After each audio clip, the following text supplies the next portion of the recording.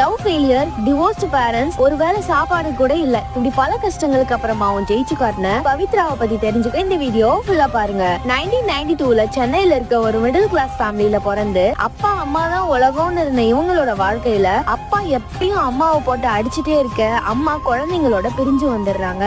School படிக்கும் போதுல இருந்தே வேலைக்கு போய் தன்னோட காசுலயே தான் இவங்க படிக்கிறாங்க. MBA படிச்சுட்டு இருக்கப்ப ஒரு தப்பான ஒரு ஆளை லவ் பண்ணி அது லவ் ஃபெயிலியர்ல முடிஞ்சிருது.